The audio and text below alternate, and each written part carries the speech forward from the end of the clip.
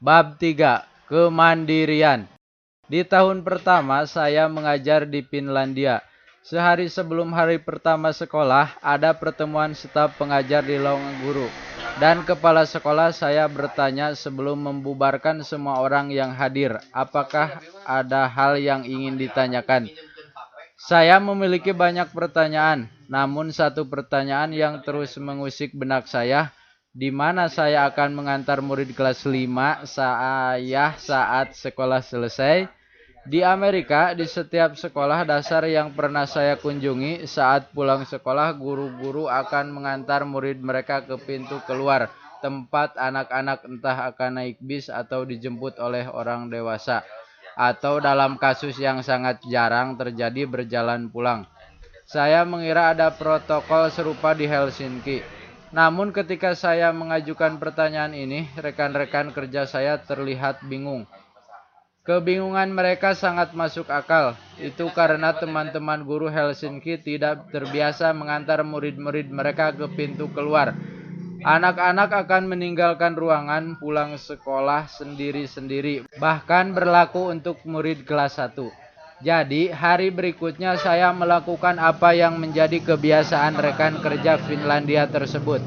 Saat pelajaran terakhir selesai, saya membubarkan murid saya di kelas 5 tanpa mengantar mereka ke pintu keluar dan didorong rasa penasaran.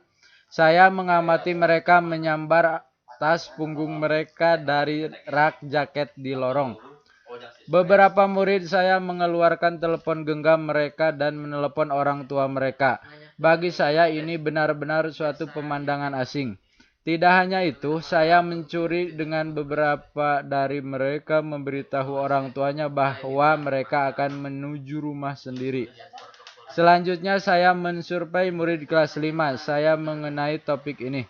Dan saya melihat bahwa 3/4 dari kelas saya mengangkat tangan, mengatakan bahwa mereka pergi ke sekolah dan pulang ke rumah sendiri.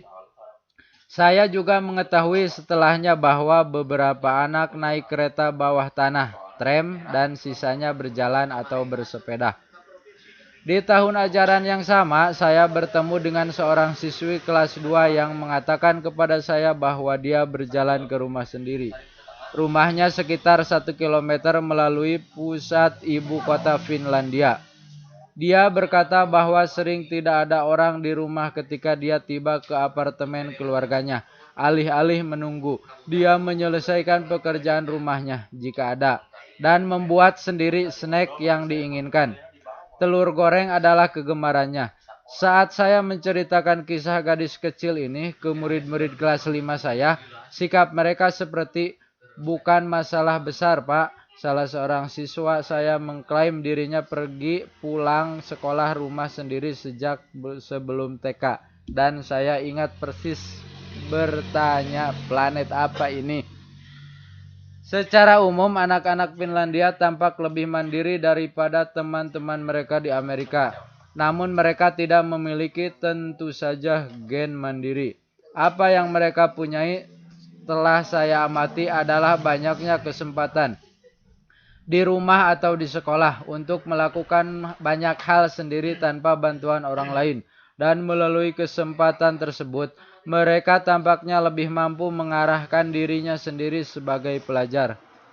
Sebagai seorang guru di Amerika Serikat, saya terus berusaha untuk mengembangkan kemandirian dalam diri siswa saya, terutama di awal tahun pelajaran. Namun di Finlandia, di mana saya menemukan bahwa banyak murid kelas 5 sudah mandiri, saya tertantang untuk memikirkan kembali praktik mengajar saya. Literatur akademik mengatakan bahwa rasa kemandirian merupakan bahan dasar kegembiraan yang utama. Pinsker 2016. Dan selama 2 tahun mengajar di Helsinki, saya melihat itu juga siswa saya tampak bersemangat manakala saya membuat keputusan yang mengembangkan kemampuan mereka. Dalam sebuah wawancara dengan sekelompok pendidik Taman Kanak-kanak Finlandia di prasekolah Nirala di Kuopio, saya menanyai mereka mengenai cara terbaik untuk meningkatkan kegembiraan di dalam kelas.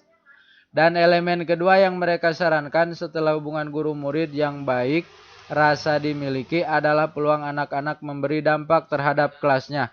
Mereka juga telah mengenali sebuah penghubung antara kegembiraan dan kemandirian. Dalam reformasi kurikulum Finlandia terbaru, pengembangan kemampuan siswa di dalam dan di luar sekolah merupakan salah satu hal yang ditekankan, bersama dengan memprioritaskan kegembiraan dalam belajar dan memupuk suatu lingkungan belajar yang kolaboratif. Halinen 2015. Sebagai seorang guru, mendorong siswa agar memiliki kemandirian merupakan sesuatu yang saya lihat teramat penting. Namun saya akui dengan rendah hati bahwa ini merupakan sebuah area yang masih perlu saya prioritaskan dan dikembangkan. Telah disebutkan sebelumnya bahwa dengan bekerja dengan anak-anak yang super mandiri di Finlandia, saya telah mencatat beberapa strategi mengajar yang mengembangkan kemampuan mereka.